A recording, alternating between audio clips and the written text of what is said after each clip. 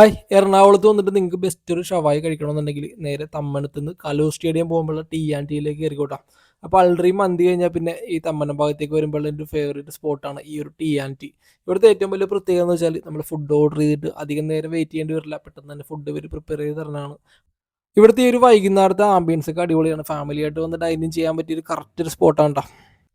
ഷവായിയാണ് ഇവിടുത്തെ main item. എന്നാൽ അതിൻ്റെ കൂടെ ഷവർമാസും മൊജിറ്റോസും വേറെ എക്സ്ട്രാ ഡൗൺസ് ഒക്കെ ഇവർ പ്രൊവൈഡ് ചെയ്യുന്നുണ്ട്. അപ്പോൾ നമ്മൾ ഓർഡർ ചെയ്തത് ഷവായി ആയിരുന്നു. അപ്പോൾ അതിൻ്റെ കൂടെ വരുന്നത് കുബൂസാണ്. അപ്പോൾ നമ്മളത് മാറ്റിയിട്ട് റൊമാലി ആക്കിയിട്ടുണ്ടായിരുന്നു. ഞാൻ നേരത്തെ പറഞ്ഞ പോലെ തന്നെ ഫുഡ് ഓർഡർ ചെയ്തിട്ട് അധികം വൈകാണ്ട് തന്നെ നമ്മുടെ ടേബിളിലേക്ക് എത്തിച്ചു തന്നിട്ടുണ്ട്. അപ്പോൾ പിന്നെ ഒരു അറബിക് റൈസും കൂടി ഓർഡർ ചെയ്തായിരുന്നു. പിന്നെ ഈ ഒരു 3 ടൈപ്പ് സോസ് വരുന്നുണ്ട്. സോസ് അല്ല, മയോണൈസും ഒരു ബീട്രൂട്ടിൻ്റെ സ്പൈസി ആയിട്ടുള്ളതും ഒരു ഗ്രീൻ ആയിട്ടുള്ള സോസും. അപ്പോൾ എൻ്റെ ഫേവറേറ്റ് എപ്പോഴും ഈ ഒരു മയോണൈസ് തന്നെയാണ്. അപ്പോൾ മയോണൈസാണ് അതിൻ്റെ ഒരു കോമ്പിനേഷൻ എനിക്ക് തോന്നിയത്. ആ ഒരു ഷവായിയും റൈസും മയോണൈസും കൂടി വരുമ്പോഴാണ് കറക്റ്റ് ടേസ്റ്റ് വന്നത്. മറ്റേതൊരു ബീട്രൂട്ടിൻ്റെ ടേസ്റ്റും സ്പൈസിയും കൂടിയുള്ള ടേസ്റ്റ് ആണ് ട്ടോ.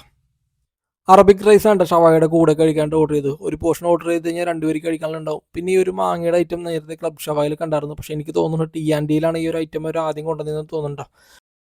അപ്പോൾ ഇതുപോലത്തെ നല്ല ഫുഡ് സ്പോട്ടൊക്കെ നിങ്ങൾക്ക് അറിയാമെങ്കിൽ ജസ്റ്റ് താഴെ ഒന്ന് കമൻറ്റ് ചെയ്തേക്കട്ടോ. ഇവിടെ വന്നിട്ടുള്ളവരുണ്ടെങ്കിൽ ജസ്റ്റ് അഭിപ്രായം കൂടി ഒന്ന് കമൻറ്റ് ഇട്ടേക്ക്. അപ്പോൾ ചാനൽ ഫോളോ ചെയ്യാത്ത ആരെങ്കിലും ഉണ്ടെങ്കിൽ ജസ്റ്റ് ഒന്ന് ഫോളോ കൂടി ചെയ്ത് വെച്ചേക്കുക. അപ്പോൾ ഓക്കെ.